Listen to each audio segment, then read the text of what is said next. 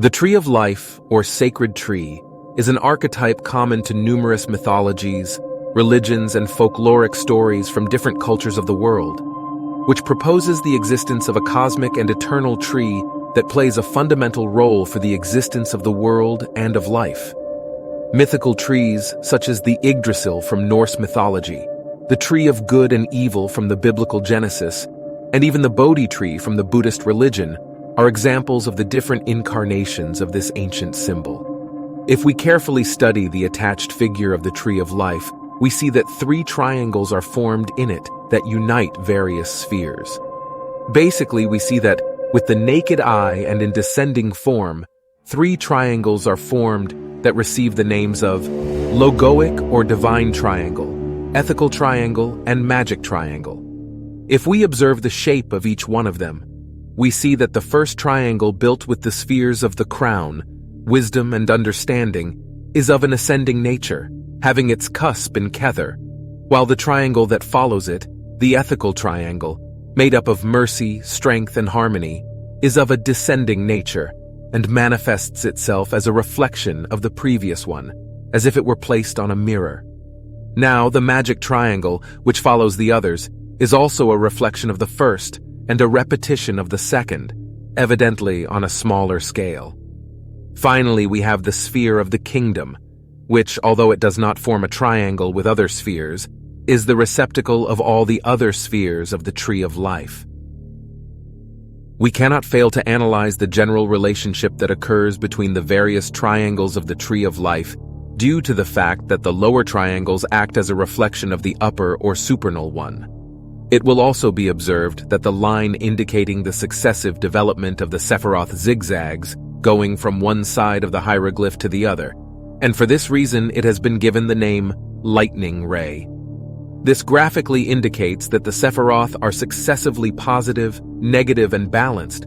This is a much better representation of the process of creation than if the spheres were represented one above the other in a straight line, because it indicates the difference in the nature of the divine emanations and their mutual relations, since when we contemplate the hieroglyph of the tree, we easily perceive the relationships between the different Sephiroth and see how they group, reflect, and react on each other.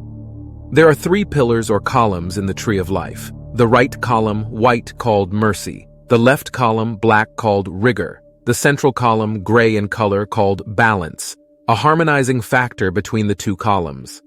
It possesses the 2 potentialities and in turn transmits the 2 energies.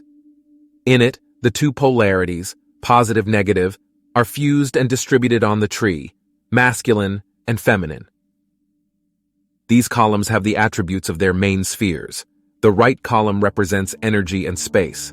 The left column represents matter and time. The central column represents consciousness. Naturally, the left and right columns are equivalent to the Yachin and Boaz columns of the Temple of Solomon.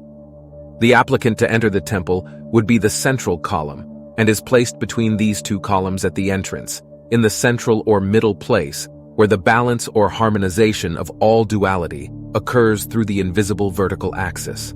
A Sephiroth cannot be understood on a single plane, since its nature is fourfold.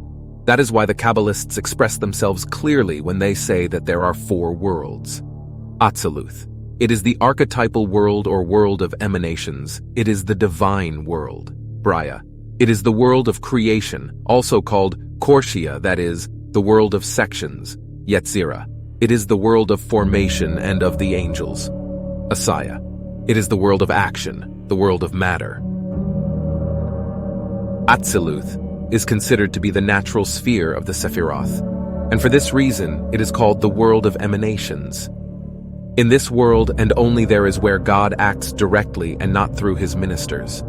On the other hand, in Braya it acts through the archangels, in Yetzirah through the angelic hosts, and in Asaya through the centers that we have called mundane chakras, planets, elements, and signs of the zodiac. To understand how the ray of creation works through the 4 manifested worlds of Kabbalah in the universe, imagine a many-stepped fountain overflowing. Each level depends on the previous level. They all come from the Ein Sof, the absolute, the unknown. The Kabbalah considers the Creator God as an incorporeal, eternal, immutable, and perfect entity. The world has been created by His will and by His impulse, since a movement is required to get out of the state of primordial inertia, where there is neither space nor time nor movement.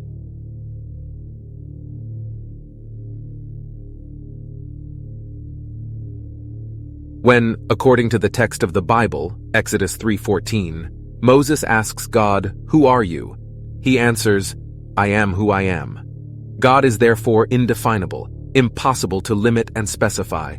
Otherwise, He would cease to be what He is, to give way to another superior creator which is contradictory. God is the unsayable.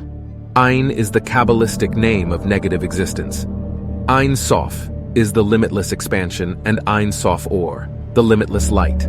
They are esoteric concepts that express the essential idea of God or creator of everything.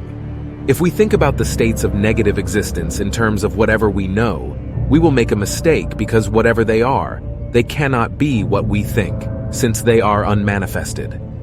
In the beginning there was the Ein, the nothingness, the absolute void. Then came the Ein Sof, the infinite and limitless space.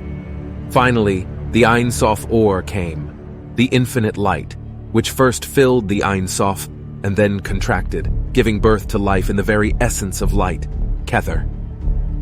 Those three veils, Ein, negativity, Ein Sof, limitless, and Ein Sof Or, the limitless or infinite light, though we cannot comprehend them, suggest certain ideas. Negativity means being or existence whose nature we cannot understand. We cannot conceive of a thing that is and yet is not. Therefore, we have to conceive of some way of being of which we have never had any conscious experience. The form of a being which, according to our concepts of existence, does not exist, and which, however, if we can say so, exists according to its own idea of existence. This limitless light manifests as a flash at the top of the tree of life, at the level of the first crown, the Sephirot Kether. Starting from Kether, the first manifestation of unlimited light, the radiance will cover the entire structure of the tree of life, from top to bottom, passing successively through the 10 Sephirot that represent the degraded emanations of light. The tree of life is made up of 3 triangles, 3 Sephirots in each triangle, and a fallen Sephirot for a total of 10 Sephirot. The 10 Sephirot and the 3 veils are the 13 heavens of Mexica mythology. It also reminds us of Jacob's Masonic ladder. Jacob's ladder is the emblem of the virtues and spiritual qualities of the soul. It has 7 steps that correspond to the 7 planets, indicating the progress or progressive elevation of man in successive states of consciousness from the material to the divine.